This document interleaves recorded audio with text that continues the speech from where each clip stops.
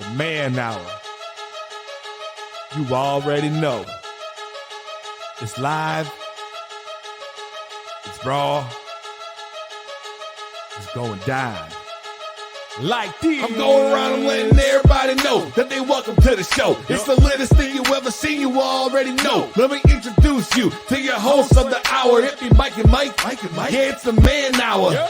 Got the hottest plays, all the breaking news. Every rumor, every trade, every breaking bruise. Tighten knuckle screws. Yeah, it's going down. Have you saying what the fuck and never watered down? It's going down. I'll be rolling up. And if you buy it or you sell it, then you made the cut. Watch me flip it back. I can double up. I got sriracha for that ass, I'ma burn it up. Gotta check the rules and know that it be fair and foul. Rep blow the whistle, coach throw the towel. We can do this on the field or outside the lines. It's the Man Hour though, now we going live. And what is up, everybody? Michael Buckcountry here with the Man Hour. Head over to MikeandMikeManHour.com. Pitch yourself up some merchandise to be highly appreciated. Got hoodies, beanies, and t-shirts over there as well. Tonight's show is brought to you by Thrive Fantasy as well. Brandon Combs will give us some information on that later in the show, but ThriveFantasy.com is where you can pick that stuff up. Speaking of Brandon, welcome to the show, Brandon. What's going on, buddy? Not much, man. What is going on? I was excited before the show. We're sitting there talking to Zen, the future left tackle of the Chicago Bears. Man, I am pumped. He is not going to Chicago because by then the Kansas City Chiefs will need some offensive alignment, and if Zen wants to win a Super Bowl, he knows damn well where he wants to go. I mean, if you want to lose 12 games a year, go to Chicago. He'll get to block for Ian Book. No, he won't. He'll be hurt and retired by that point. Oh. But nonetheless, guys, we do have a special guest lineup for you. Zen Michalski from Floyd Central High School, a Ohio State commit. This kid is a 4-star, second-ranked player overall in the state of Indiana, and 208 overall per 24/7 Sports in the recruiting system. So without further ado, welcome. Without further ado, welcome Zen to the show. What's up, Zen? Doing great. What's up? Oh, you know, man, just living the dream over here. Brandon, what were you saying before you so rudely interrupted me? Zen, how old are you? I'm 17. You're 17, and you're 6'6.5". Jesus Christ! I have to get on a 7-foot ladder to be 6'6.5". That's tough. So Brandon is the type of person that when he lays down, he's actually taller. So he is a certified midget, like over there. So, but it's the Irish in me. But Zen, I mean, you are a four-star recruit coming out of the state of like Indiana, going to Ohio State. First things first, man. Like, how does that feel? Like, how does it feel to be going to the big house in less than a month, almost now, man? It's very surreal. It still doesn't feel real. I can't believe I'm going to be leaving in like a month and a half to go move in. And I'm just really grateful for all of it. I never thought it would ever happen. So it's just a really cool blessing, really. Well, why don't you believe it would never happen? Because I came to you your sophomore year. I'm like, hey, you can play Division I football if you put on some weight. Come on, man. I've been telling you this for 3 years. I know. That's what's crazy is that like you, Coach Smith, and Coach Polk, and I remember Becky said something about it, but I just never occurred to me that like I maybe thought like maybe like Indiana State or something like that, but I never like in a million years thought we ended up like going to Ohio State on a full like scholarship, and it's crazy still. Yeah, it is. It is crazy. Brandon, you got any questions for my man? I do. So you're down in southern Indiana and really close to Louisville, correct? Yeah. All right. So you actually had offers from a lot of schools. I mean, Florida State was after you, Penn State was after you, and you had actually committed to Louisville, and then 5 months later decided Ohio State over the hometown Louisville. What led you to that decision? Was it the opportunity to go compete for a national title, or what was the ultimate, thing that swayed you? Well, there were really a lot of things. I kind of, before I had committed, I thought that was like Louisville felt like the perfect spot for me. But after like getting more offers and stuff and just kind of seeing all the options, just what's best for me and my family, and that national, like competing for a national championship would be great. And I have a dream to go play in the NFL someday, and like the best way for me to accomplish that is to go be the best I can possibly be, and I want to go play against the best and practice against the best every day. So I feel like being in that environment will just push me to the as good as I can possibly be. Well, I got to Yes. tell you, man, as a Notre Dame guy myself, I love Notre Dame. I love watching Notre Dame football. Never smart enough to go to Notre Dame. I was never good at football enough to play at Notre Dame. But I'm going to be rooting for you and against you at the same time for the next 4 years. I'll tell you that much. Thank you. I'll take it. So Zen, like one of the biggest questions that like I have for you is like early in your sophomore year, you were like what, maybe $180 soaking wet, and like now you're pushing 260, right? Like you set a goal to put on X amount of weight. How did you achieve that goal? Like, and there's no major offers just like out there yet. What drove you to be the best you can be so far? Well, sophomore year was a really big thing for me because Coach Hugh, Coach Brian, Coach Smith, and Polk had all told me that if I wanted to play, and I'd need to play offensive line, and I need to put weight on. So that off season, I just worked a lot to get just eat, and I wanted to. Well, mainly the thing that was driving me the whole time was just like I want to play. Like I love football. I want to be on the field. I don't want to be on JV as a junior. So I got up to like 240 for that season and played and had a blast. And I didn't think that I thought I had a very average season, but in that off season when my film got out, I started getting a lot of offers, and then that's just more motivation on top of that. So after our regional game last year, I was around 217 or 215, and then this off season, just quarantine mainly helped me a lot. I got all the way up to 288 through the off season, so like 70 pounds almost that I gained. And then right now I'm 285. So I don't know. It's just it's kind of just love the process really, and then the reward just comes with it. Right. And like just to make this clear, like it is not a sloppy 288. I mean, like people they have like 60, 80 pounds on them, and it's just pure fat. Like Zen, you are a big human being. Like your arms are about the size of my thighs, and you worked your ass off in the weight room, and it definitely shows. Brandon. So I want to know, and I've always wanted to know this, and I've never actually been able to talk to anybody who's actually, played at this level or going to play at this level. When you have a running back or a quarterback, you really want to see the running back always wants the ball. He always wants a run play call. The quarterback always wants a pass play called. As an offensive lineman, is there, would you rather have a run game or a pass game? What do you like to see called when you're on the field and you're on the line of scrimmage? Or do you not even care? You just want to block? Oh, really? Well, I guess to answer that easily, I love ISO. I love running zone and ISO. And there's a lot of times that if you're on our sideline and we're like inside the 10 or the 5, I'd like turn to our sideline and try to hold up I'd hold like 33 because that's our 33 ISO. And that I swear every time we run, that's like 5 yards. I love that play. We ended up taking it out at the end of the year, but I think in New Albany, Winkers, our starting running back, had gotten hurt, so we had Andrew Spurgeon, one of our linebackers, at running back. And I think for the end of the whole third quarter, we just kept running 33 ISO 14 times in a row, and we just marched down the field and scored twice, and then just the game was over from there. All right, so another question here, real quick. Michael Buckheister is your coach, okay? Now, if he played at Kansas State, and from what I hear, he was actually pretty good. If he came crashing through that line of scrimmage, would he get past you? I don't know. I've never seen Coach Buck in his prime before. Zen is a great holder, so he would just his 15-inch mitts would just grab my jersey and rip me down, and I'll be game over. I just jump off sides, Coach Buck. Yeah, there you go. On 2, and he goes on 1 every time. But nonetheless, so Zen, what is your this? I'm strictly talking about the recruiting process right now. What has been the highest point of your recruiting process, and what has been the lowest point of your recruiting process? Probably the lowest point would be Shoot, I don't really know if there's been a lowest point yet. I haven't been anywhere where I've been like disappointed or unhappy with where I was at, but I guess the high point would be right now. I'm very excited and happy to be where I'm at, and um, I had a lot of offers. I haven't posted, but being committed, I've cut off all of their schools and stuff, and no, I guess this would be a high point for me. That's amazing. I mean, it sounds like it was a humbling experience. Yeah, it's awesome.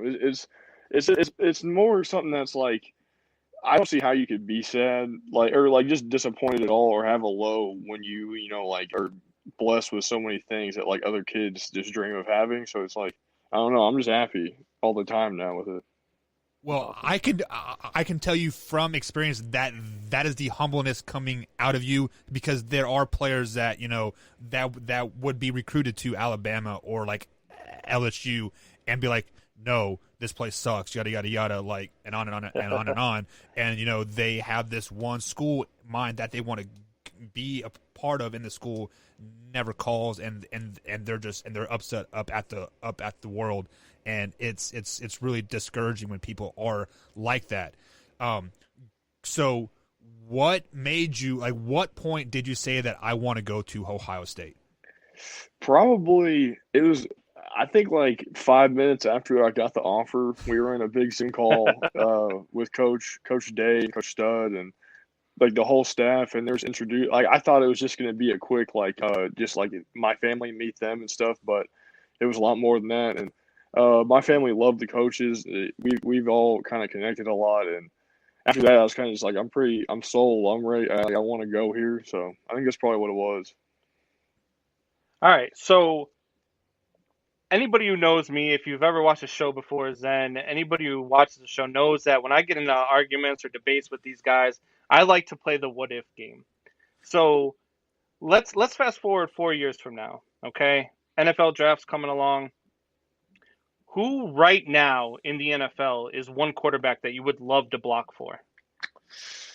That's in the NFL right now, or will be in the NFL? Yeah, in the NFL right now. Probably Baker Mayfield. A little controversial, but I love the Browns. My whole family's from Ohio, so I feel like that'd be a really cool thing. Yeah. So wow. you said your whole family is from Ohio. Was that kind of like a tipping point to like really want to go play for a Buckeye? Yeah, too. And I didn't mean to say whole, but it's like kind of like a good chunk of my family's over there. Right. But a lot of Indiana, Ohio. So it was just like a lot of my grandparents and stuff originate from Ohio, and they're big Buckeye fans, and it was kind of just kind of felt like I was coming home, I guess. If that makes any sense. Right, yeah, So it's safe to say that your dream team would probably be the Cleveland Browns. If the Cleveland Browns call your name in the NFL draft, that would be the ultimate for you. Oh yeah, I'd be ecstatic. Wow. You might be the first person that's ever said that. I might be, but at least out loud anyway. Yeah, I know.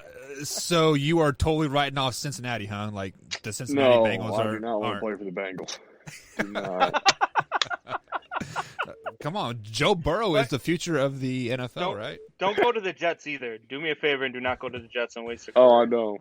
I mean, Zen, if you get a chance to go to the NFL, you sign wherever you can, kid. And take it, definitely get that bread 100%. So before we let you go, I do have one more question about your high school career. What was the highest moment of your high school career? Like, what was the most exciting time? Most exciting time? Shoot, probably. That's a hard question. I had a ton of fun this year. Does it have to be just out of like the entire 4 years, or just this senior season? Anytime, man. Anytime. Most fun you had playing the game that you love. Probably the Elder game, honestly. I know we were getting trashed on, but that was the funnest game we've ever had for me, at least. One of my greatest memories of you, Zen, was when you blocked that kid. They said, "quote blocking too hard." Like, Combs. This was a blindside movie thing. No, no, seriously. Like he had this kid driving him out of the back of the end zone, and the ref looked at him, threw his flag, is like, blocking too good. Yeah. Hey, Zen, look, I'm telling you right now, especially at that age level. So I coached hockey. I coached hockey through high school, and I did a little bit in the junior leagues. And we had this kid come through, and he came through, and I said, "You're an NFL lineman. What are you doing on skates?" I mean, he was a big boy. He was probably like 6'3", about 240, just a big boy. But he would never hit anybody. So finally, one day, I was just like, "Dude, you've got to hit somebody." He's like, "Coach, every time I hit somebody, I get a penalty." I said, "Hit somebody." He comes through center ice. This guy's got the puck on his stick. He shoulder right to the chest. The kid looked like he just got hit by a Mack truck. Went down. Ref's arm went up, and the kid just stared at me all the way to the penalty box. So when you're bigger than everybody else, it just looks more violent than it really is. So don't ever take it personal. That same game, I think that like they pulled the refs. Like, I didn't get ejected, but they like pulled me out of the game on the last drive, and I was just like, "Why are you guys taking me out of the game?" But I don't know. It's because you get one more personal foul, you're ejected for a first half next week. That's true. That's true.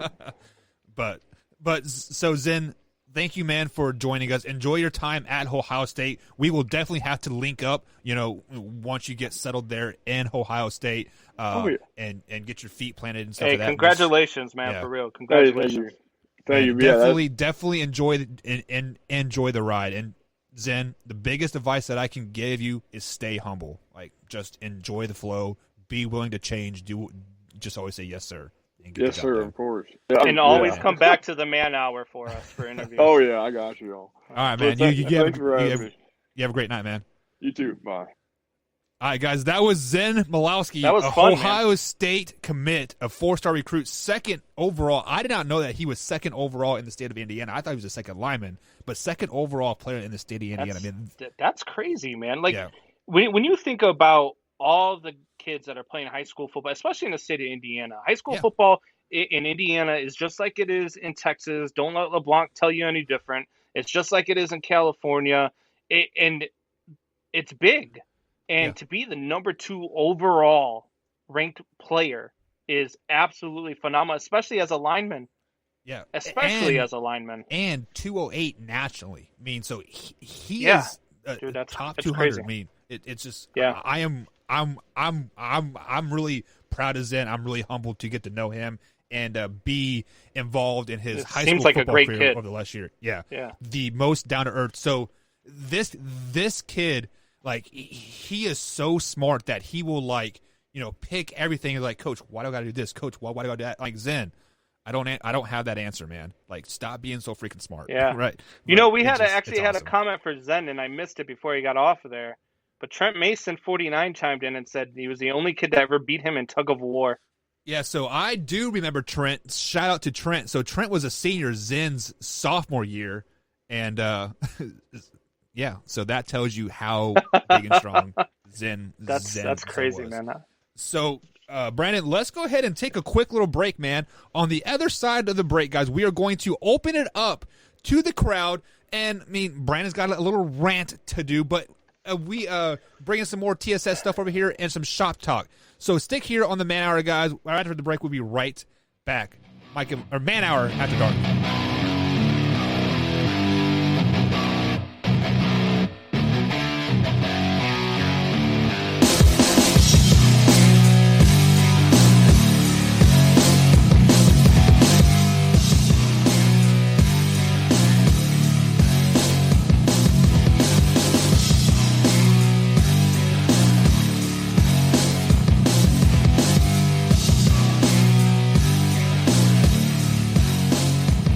It is that time of night, guys. A little bit of shop talk. So if you guys have something you would like to discuss, let us know in the comments here. And as Junior comes across here, Junior, I'm not for sure what you're holding. Speaking of Mike, where is he holding Dak's hand? Mike is taking care of some business. He is actually holding Dak's ankle because it has not been yet set yet. But no. Mike is like the biggest Dak hater, but the biggest Dak supporter ever. Like, it is absolutely ridiculous. Like, how much he doesn't even know who he likes. I mean, come on now. Let's be real. He still thinks Brett Favre is going to win the MVP this year. Yeah. Brett Favre, and he's got whoever's winning. That's who he's a fan of. Right. So, Brandon, tell the people a little bit about Shop Talk. So Shop Talk is basically for all the listeners. It's for what you guys want to talk about. You want to come at us with personal stuff, we'll talk personal stuff. If you want to talk cars, we'll talk cars. You want to talk fights, we'll talk fights. Whatever it is that you guys want to talk about, we will talk about. And so just hit us up in the comments section. You bring it up. You want to hear what our thoughts on it, we'll give it to you. So definitely start hitting it up on the chat line. But to start off Shop Talk, Mike Buckheister, you put up a thing today with Barry Bonds on Facebook. And Right. Hall of Fame with the question mark. The Hall of Fame ballots came out. Everybody's like, oh, maybe he'll get in, maybe he won't. And I got into it with probably about 15 different freaking people, including one of my best friends, Bjorn, who don't believe that Barry Bonds belongs in the Hall of Fame. How in the hell can you look at Barry Bonds in his career and say he's not a Hall of Famer? And don't even talk to me about steroids. The steroid era was the steroid era. Baseball knew about the steroids. Baseball made billions of dollars off the steroids. Facts. And then they threw these guys under the bus when they got their hand caught in a cookie jar. And now the players are supposed to pay the price, but we let the commissioner, Bud Selig, who was the commissioner of the steroid era, he's in the Hall of Fame. We let guys like Ty Cobb, who used to drive out and shoot blacks on his off days, a known racist. We let guys in that are just bad people, and the Hall of Fame wants to say, oh, nope, you use steroids. Yeah, so Give me a damn break. I was also in some of the I'm not much of a debater on Facebook. Like I will make people challenge their thoughts. I may not agree with them or disagree. I just want people to, challenge their thoughts. I'm like, say, why do you agree this way or the other? And there's one person in a trash talk group that we have I believe it was our our sports trash talk group. If you guys head over to facebook.com/manhour, click on join group. It is that group in there. But this guy said that nobody from the steroid era should be in the Hall of Fame. And I asked him why. And he came back and simply just said they are cheaters and bad people. Okay, how are they cheating if everybody does it? First of all, if everybody's doing it, is it really cheating? Come on now. Steroids were banned in 1991, but it was a wink ban. It was one of those things where, yes, we're going to put a rule in place, but yes, we also know that it's still going on, but because it's a big deal, and it became a big deal because of the WWF and all of their wrestlers that were doing it and the stuff that was going on backdoors of that. And then it came out into baseball. And the way that baseball left in 1994 left a bad taste in a lot of people's mouths. Stadiums weren't getting filled. They were losing a ton of money. It almost looked like baseball was dying. And then McGuire and Sosa happened. And baseball ate it up. And baseball knew what was going on. Sammy Sosa was my size when he came into the league. When he left the league, his forearms were the size of my face. Well, people can say the same thing about Barry Bonds too. I mean, he came in $160 and left probably 230. Right. The difference between Barry Bonds and Sammy Sosa and Mark McGuire is that if you take the home run numbers away from Barry Bonds, he's still a first ballot Hall of Famer. Right. Still a first ballot Hall of Fame. This guy was the most feared hitter ever. This guy was a Gold Glove winner. He would win batting titles. He took walks. This guy, in one year, he had more on base. What I'm trying to say? He had more times on base than he had at bats. That's how many times he got intentionally walked. That's ridiculous. Didn't he break 100 intentional walks that year or something like that? 200. 200. Yeah. It was 200. Something ridiculous. And he hit 70 home runs. So what people fail to understand is that baseball players use the steroids to recover because baseball is a grueling season. 162 games plus. It is hard on your body, and to tell me that people from that era don't deserve to be in the Hall of Fame is absolutely ridiculous. And people come at me all the time. Barry Bonds, I don't care what you say, we can argue it because I will argue it to anybody listening right now wants to come on the show and debate me on this. Feel free because I will make you look silly. Barry Bonds is the greatest ball player of all time. See, and the problem with number Barry one Bonds greatest is, ball player of all time.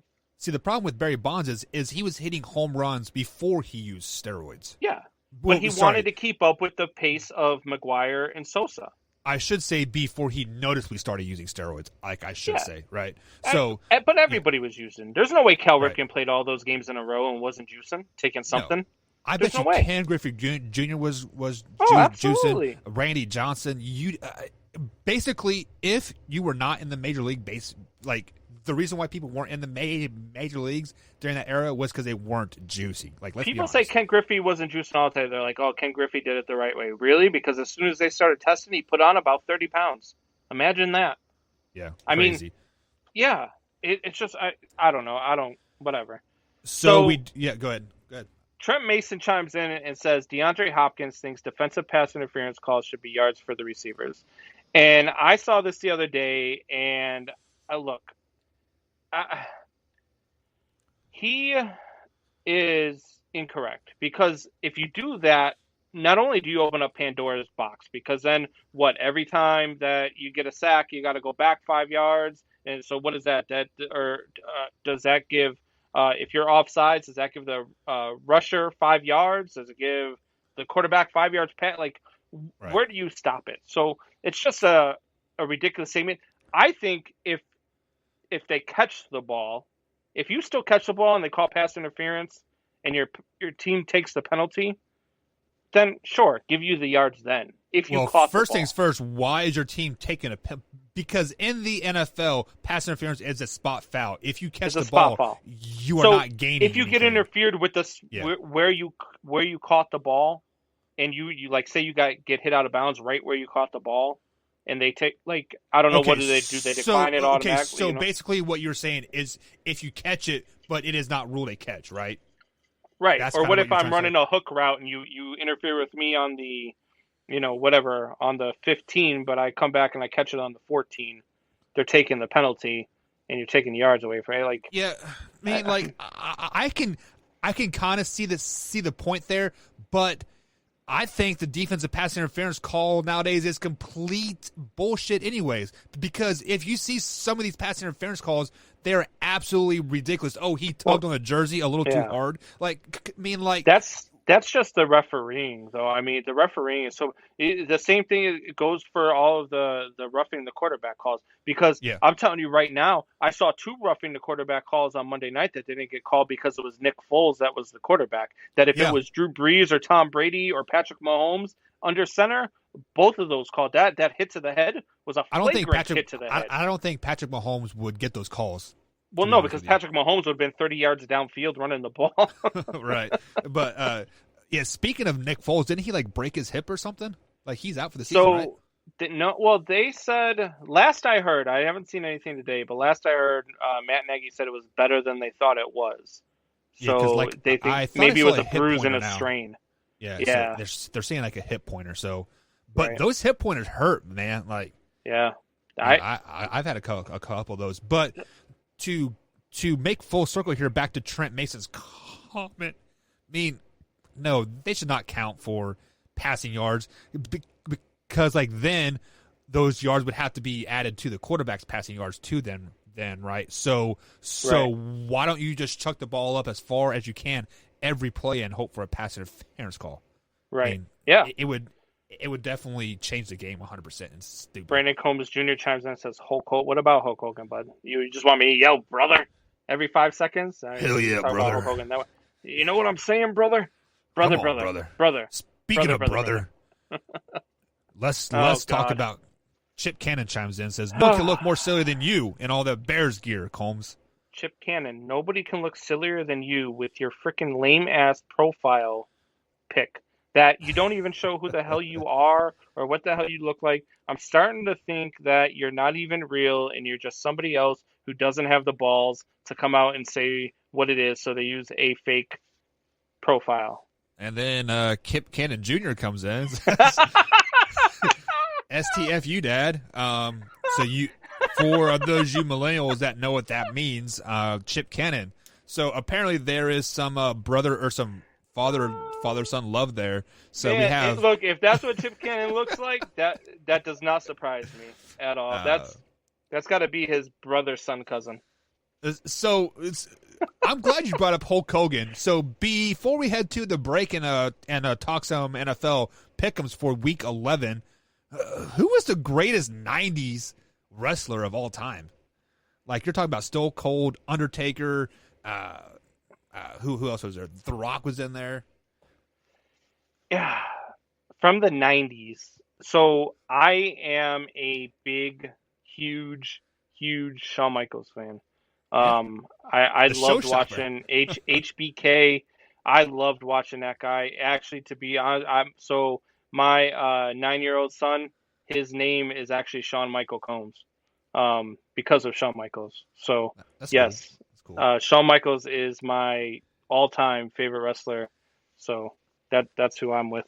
Yeah, I was a big Stone Cold fan. Like, I love when he bring out the beers and right. I mean, that was the coolest thing ever. Yeah. So Chip Cannon Jr., I'm curious of what Facebook page you guys are on, because if you're on the TSS page, we are going to stop streaming to the TSS page starting next week. We're strictly be on the Man Hour Facebook page. You guys got to get on YouTube page. So guys, come on over to the YouTube page and chime in on there, because otherwise we're not going to see your comments anymore. So Brandon, let's go ahead and take a quick little break. On the other side of the break, we got some NFL talk, man. Are you ready for the pick'ems this week? I'm always ready. Let's go. We'll be right back, guys, here on the Man Hour.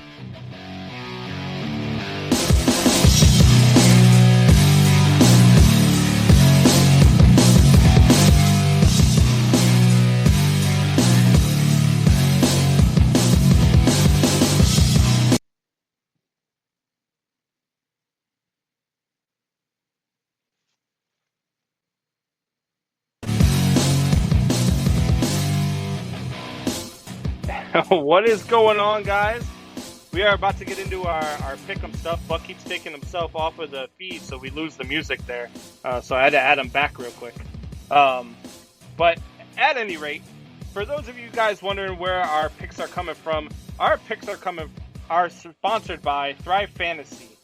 Thrive Fantasy, go to thrivefantasy.com and you use promo code MANHOUR. When you sign up today, and you will receive an instant match bonus up to $50 on your first deposit of $20 or more. So you put in $20 or more, they will match you all the way up to $50.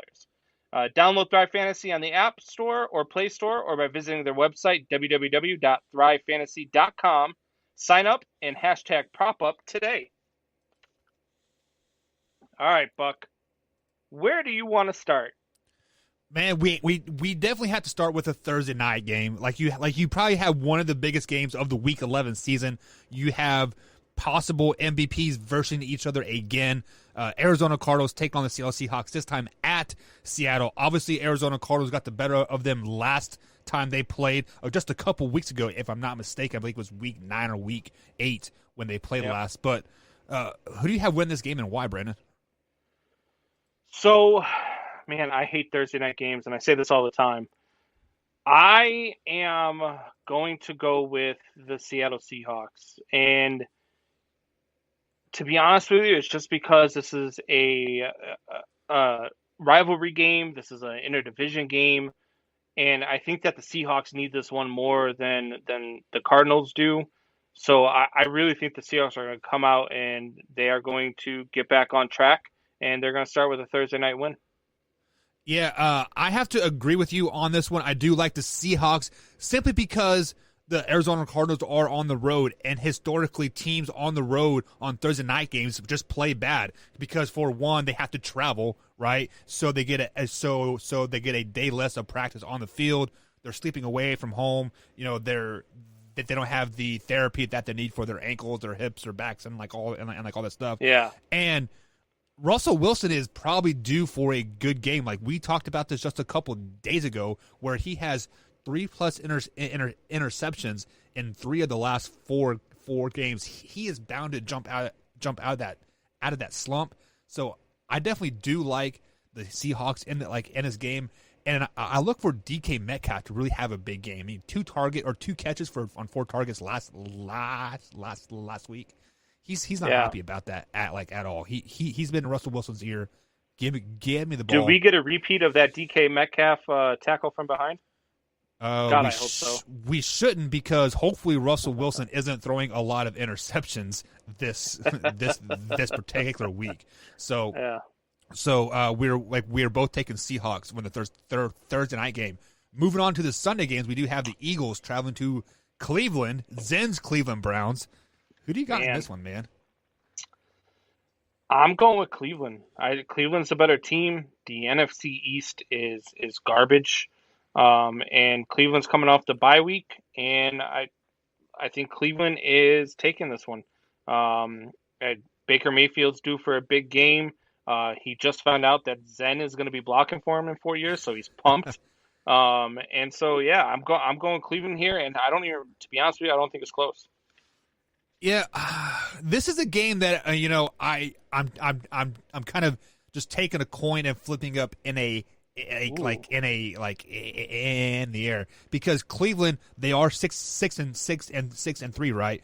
But they are probably one of the worst 6-3 teams out there, and they're definitely not. But they're not worse than that 3-4 or that 3-7-1 team that they're about to play. True, but that 3-win team needs a win to control the NFC East. So yeah. I'm taking the Eagles on this one, simply because I'm not for sure the Cleveland Browns know who they are. Like, I still think they're trying to struggle there to find their identity, like, a little bit. Nick Chubb is back off of the IR, and later, Chip, don't let the door hit you. and we are starting to hear Carson Wentz, name get drugged through the mud, and I think he's pissed off. So I think Carson Wentz has a great game, and the Cleveland Browns just they're struggling. They're struggling to find their identity. Are they a power team or are they a passing team? Yeah, everybody says that, man. People kept saying they're struggling to find their identity. They've struggled their way to a 6-3 record. So they also haven't played anybody there, though. Like, let's be honest, they're not playing anybody this week. The Eagles are the second best team in the NFC East. That's not saying much. Moving on to the next one. This is the game that I have circled, not because of the team that they're playing, because of the quarterback for the New Orleans Saints. The Falcons travel to New Orleans to take on the Saints. Who do you got in this one? Oh, man. So I am going with the Saints. And here's why I'm going with the Saints. Because Jameis Winston, baby. Jameis Winston is going to put up 45 points with this Saints offense. They are going to steamroll the Atlanta Falcons. He is going to go 4-0, and they're going to average at least 35 to 40 points a game under Jameis Winston, and Drew Brees is not getting his job back. The Saints, big. I could see that, but I don't think it is going to be as lopsided as you think, because flashback to last year when Drew Brees went down with that thumb injury. He had thumb operation, was out for 3 to 4 weeks, or was it 5? I can't remember. It was 5 weeks. Wasn't it? Because the 5 weeks. He had an off 5 week. weeks. They played 4 games. So that first week that Teddy Bridgewater played for the Saints, they had a very vanilla offense. It was very, very basic, but they didn't play a very good team. The Falcons are better. But the Falcons are a little bit better than the team that they played last year. And the Falcons, they are a great team through 3 quarters. The problem is they are not a fourth quarter team. They like to give away leads like the Detroit Lions do. They are not a great team in any quarter. I am picking the Saints, but it is not because of Jameson. It's because of that Saints defense. It's Jameis. It's Jameson. It's not Jameson. Jameson's the guy that comments all the time. Yeah, where's he at tonight? I missed that kid. But I'm picking the Saints because of that defense. I think that defense locks down the Falcons this week, and we're looking at about a 17-12 type of score. Oh, no, sir. Jameis is going to light it up. You are wrong. He will light it up that night, and he's going to get suspended for drug violation. Moving on to the next one, another Ohio team. Cincinnati Bengals take on the Washington football team. Who do you got? You ready for this? I'm ready for this. This is my game of the week. This is going to be the best game of this week. This is going to be a 23-20 type game. It's going to come down to the final play, and the Cincinnati Bengals are going to kick a field goal to win it. It's going to be tied 20-20. Look, Joe Burrows is doing good things in Cincinnati. They don't have a whole lot of weapons around him, but he's doing good things. He's going to get his third win of the season, and they are going to move to 3-6-1. And the Washington not Redskins anymore are going to be 2-8, and they will still only be a game out of first place. And see, this is the biggest game that we are going to disagree on. Like I told you guys at the beginning of the year, if Alex Smith was the starting quarterback for the Washington football team, they'll be a playoff-bound team. This is his second week starting now. He has gotten his feet wet. He is getting his leg under him. See what I did there? He's getting his leg under him. Ha, ha, ha, ha. But nonetheless, the Cincinnati is not ready for this Washington defense. Chase Young is a man among boys out there, and when he hit Matthew Stafford last week to basically lose a game for them, that lit a fire under the Washington team, and they are going to make a push for the postseason with this win over Cincinnati, and they are going to dominate this game. Dominate. 27-10 is the final score in this one. No, sir. Are you out of your mind? I'm not out of my mind. I speak facts. He had to throw 55 times last week. If his leg doesn't fall off, his arm is. That's fine. That's fine. Alex Smith is not the guy who can throw 55 times a game. He is a game manager. He is a guy who needs to be able to get the lead early and have his defense stop you. And they will. He is a guy who only needs 17 points to win, and that's as much as he's going to give you, and he needs to be able to control the clock in the second half. That's Alex Smith. I will take that 17 points, but I think the defense is going to score twice for him. So give him that 27 points. Moving on to the next one, the NFC North division champions Detroit Lions traveling to Carolina to take on the Panthers. Who do you got? Division. Oh, is it too soon? Oh my God, you are out of your mind. When are you going to give up on these Lions, man? I'm not, man. I'm not. All they right. still have an opportunity to go 10-6. All right. So the Lions and the Panthers in Carolina, no, they do not have CMC this week. Yep. And so I am going to go with your Lions. Lions are going to be 5-5. They're going to be tied with the Bears after this week. They're going to beat the Panthers. Something I'd say it's going to be one of those 17-13 type games. Yeah, so this Panthers team is pretty scary. Like, I am not going to lie. I'm not going to front. I almost like the Panthers better without Christian McCaffrey on the field because they are not relying on him so much. They're pushing the ball down the field a little bit, yada, yada, yada. However, Teddy Bridgewater got hurt last week as well. I'm not for sure if he is playing this week or not, but he suffered a chest injury as well, much like what Drew Brees did. So with all that being said, I am taking the Detroit Lions this week. I think Adrian Peterson has a big You game. better if you want him to go 10-6. They can only lose one more game. That's fine. But nonetheless, Adrian Peterson goes off this week, 115 yards from the old AP. Matt Stafford throws for a couple touchdowns. The Lions win 35-10. It's a slacking. Give me the Lions. So I should start Adrian Peterson in my fantasy? If you want to win. Week? All right. If you want to win. If Moving I lose on. and it's because of Adrian Peterson, we're fighting. That's fine. You lose anyway, All little 5'5" midget. Moving on to the next one, you had the Pittsburgh Steelers, undefeated Pittsburgh Steelers, taking on the Jacksonville Jaguars. Went toe-to-toe with the Packers last week, I should say. Who do you got in this one? Steelers big. Look, the Steelers are 9-0. Nobody's giving Ben Roethlisberger any credit. Nobody's talking about him for MVP. The Steelers are going to go out and make a statement, and they're going to make an example out of the Jaguars, and they're going to be 10-0.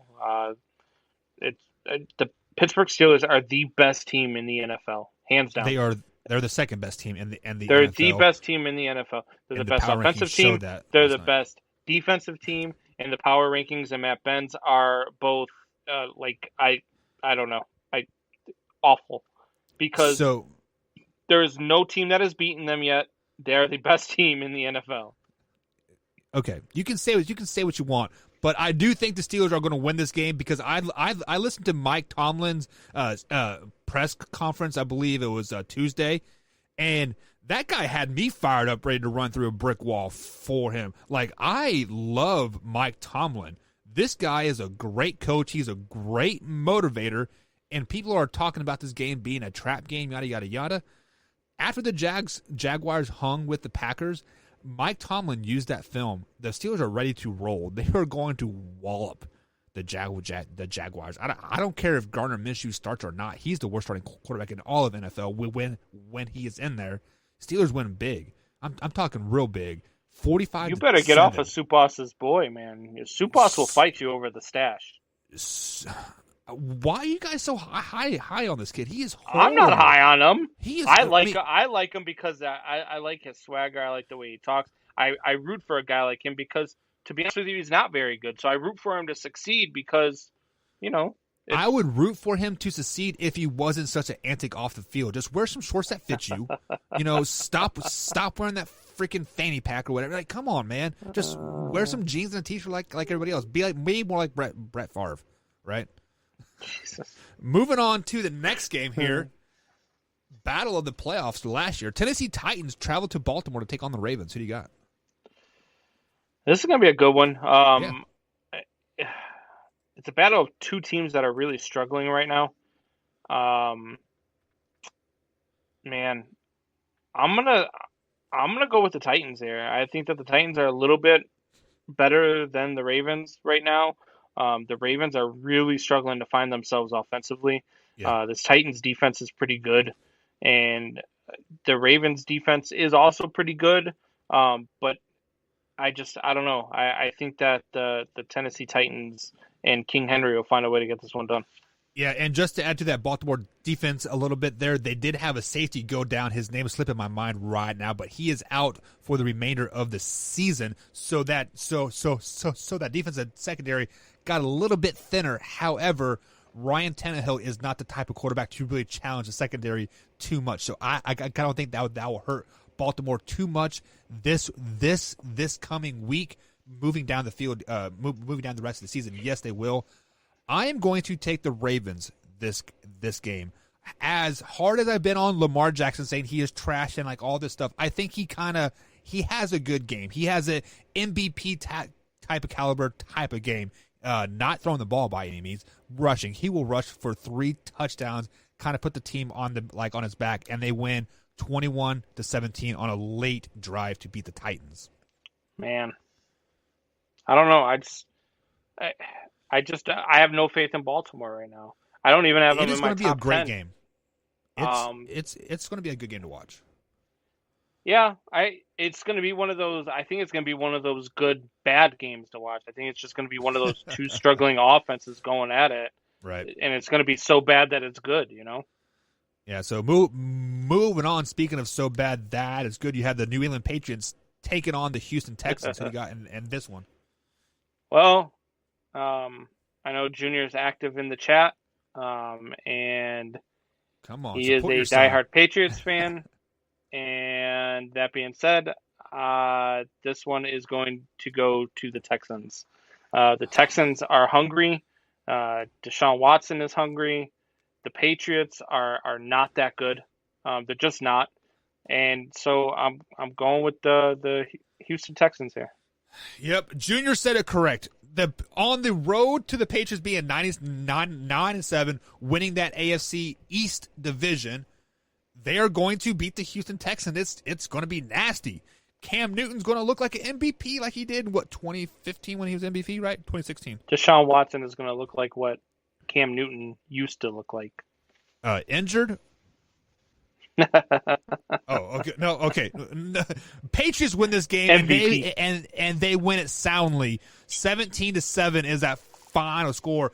Cam Newton rushes for a score and he throws for a score as well. And then it's kind of a defensive battle after that. The Patriots win and they If the Patriots win, does JJ Watt quit? JJ Watt doesn't quit. He has that motor in his body and just he wants out so bad though. Does he though, or are we just reading into it too much? No, he wants out. I mean, he did say because both of his brothers are playing in Pittsburgh, so he does want to go there. But moving on to the next one, we do have the Miami Dolphins traveling to Denver to take on the Broncos. Who do you got? Dolphins all day. Dolphins all day. The Dolphins are for real. So look, I never thought that I'd say that this year. I really honestly never thought I'd say that ever. But the Dolphins are the real deal. And it's funny because you look at ESPN.com, it tells you your players to watch. And the first player to watch is Ryan Fitzpatrick. Well, you better pan in on the sidelines a whole lot because that's where he'll be. So I'm taking Tua and the Dolphins to beat the Broncos. The Broncos are they're another team that's just not very good. So with fans or without fans, Mile High Stadium is by far the hardest stadium to play because they're going Miami Dolphins are going from sea level to mile high. That air is so thin up there. They're going to be sucking that oxygen mask a lot in there. It is going to be cold. I think it's supposed to snow even. And the Broncos, they're a good team when healthy, and they're starting to get healthy again. Yeah. Drew Lock is his fourth game back, I think, since his shoulder injury. The receiver core is starting to come back as well. So I am going to pick the Broncos in a nail biter, 1 to 2 point game. Let's say 24 to 23 is that final score because of the home field advantage. I think the Broncos have that home field advantage 100%. Hey, you don't have to go to thrivefantasy.com to place your bets. You just place your bets with me so I can take all your money. Because your picks are garbage. When I go 100% this week, you'll know why. Next game is Jets versus Chargers. Who do you got? Come on, Chargers. Jets aren't winning the game this year. 0-16. Chargers. Moving on. Do you remember last year when the Miami Dolphins tried to tank and they couldn't tank and they kept winning games? Like they won like 3 of their last 4 or 4 of their last 5. That's not going to be the Jets. It's not going to be the Jets. That is not going to be the Jets. They are horrible right now, and I like the Chargers. Me being a Kansas City Chiefs fan, even I do like the Chargers moving forward. So let's move on to possibly the game of the week. You have the Packers traveling to Indy to take on the Colts. Who do you got in this one? Packers big. This is a Packers statement game. Packers go into Indy, and Aaron Rodgers and the boys put up a 40 burger on them, and the Colts don't score more than 23. So I got the Packers big. I do think this is a statement game for the Packers since they did struggle against the Jaguars so much, but I don't think it is as lopsided as the score is going to indicate. I think the Colts are going to hang with them and battle them. It is going to be a very, very close game. But like you said, the score is going to be a little bit lopsided. 35-21 might be that score, but and like the Colts score a touchdown late to make it somewhat respectable. But it is going to be a lot closer than what the score will indicate. But I'm giving it to the Packers, and then we have the Cowboys traveling to Minnesota to take on the Vikings. Who do you got? Vikings, man, they're clicking on all cylinders right now. Kirk Cousins just got his first Monday night win. Dalvin Cook seems to rush for 150 yards every week. So, look, I'm taking the Vikings right now. The Vikings finally look like that team that everybody was picking them to be before the season started. I would not be surprised if the Vikings are the second best team in this division at the end of the season, behind the Green Bay Packers. And a couple weeks ago, 5 weeks ago, we wouldn't have said that because the Bears were sitting at 5-0. So the Vikings look really, really good right now on both sides of the ball. So I'm going Vikings. Yeah, they are clicking. Dalvin Cook is running the ball. I think he has like 10 touchdowns in the last 3 games or something ridiculous like that. Like he is being fantasy gold right now. Definitely putting that team on his back 100%. But the Vikings didn't win the Don't do game. it. The Bears lost that game. Let's be flat Don't honest do it. about that. And we saw what the Packers did versus the Jaguars. They just didn't show up. They're kind of overlooking a little bit. The Dallas Cowboys beat the Minnesota Vikings. Don't do it. Oh, my God. Andy Dalton comes out, throws 3 touchdowns. He is cleared of the concussion. I don't know if he's going to start, but if he does, 3 touchdowns through the air for the Red Rocket. Come Buck, on, man. What is your lovely 35 wife's to name? 20. Your wife's name is Cindy, correct? Yeah. All right. Cindy Buckheister, you are a lovely woman. I've seen photos of you on Facebook. Look, take this guy's wallet away, take his phone away. Do not let him put any money on any of these games because I want to see the two of you actually stay married. And if you let him bet on these picks, you're going to end up divorced because this guy is going to make you go broke. So do not let him pick, and do not let him make bets. And speaking of bets, this next game I'm putting all my money on it. Kansas City versus Las Vegas Raiders. Who do you got in this one? Man, the Raiders beat them last time. Kansas City wants revenge. Lap around the stadium. Kansas City wants revenge. They don't want to fall too far behind the Steelers for that 1 seed. The Raiders have looked really, really good. Yeah. I'm going Raiders again. I'm going Raiders to pull off the upset. And not just because of you, Buck, and not just because I want to go against you, and I know you're picking your Chiefs, but the Raiders play Kansas City very tough, and they especially play them tough when they're at home. And Vegas, fans or no fans, is a tough place to win. So I'm going with Vegas here. So Kansas City Chiefs right now are 8-1. I still think they're going to have 3 to 4 losses in this season. And looking forward, I am trying to pick and choose where their losses are going to come. Moving forward, they play the Raiders, Bucks, Broncos, Dolphins, Saints, and Falcons, and then Chargers to end out the season. Yeah. And like everything that you said, the Raiders play them tough. The Chiefs are pissed off because the Raiders took the victory lap around the stadium, yada, yada, yada. Andy Reid called them out, etc. But I'm with you on this one. I am taking the Raiders. Wow. I like the Raiders. Like I said earlier in the year, they're either going to be really good or really bad. Now I don't feel so good about my pick. They are looking really, really, really good. I am taking the Raiders. You can call it an upset if you want, simply because they're 8-1. But I don't think it is an upset because it is a division game, and the Chiefs already lost to them once this year. So yeah. I'm taking the Raiders in this game, and is that a hex pick? Are you just picking them, hoping to jinx them? Yes. That's the first smart thing that's come out of your mouth all day. But on the flip side, Patrick Mahomes does always play well against the Raiders too. So career number type game. So it is going to be a heck of a Sunday night game. But Monday night game, we do have the Rams. Many people saying smoke and mirrors. They traveled to Tampa Bay to take on the Bucks. Who do you got? Bucks. Tom Brady. Monday Night Football. Tampa's rolling. I got the Bucks. I don't think that the Rams are very good. I don't think they're as good as their record says that they are. They've beat a lot of the NFC East. So right. I'm taking the Bucks. I'm taking the Bucks and by like 2 or 3 scores. So I still have the Bucks going 10-6 this year.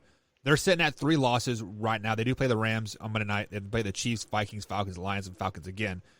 I think they'll lose to the Falcons. I think they'll lose to the Chiefs as well.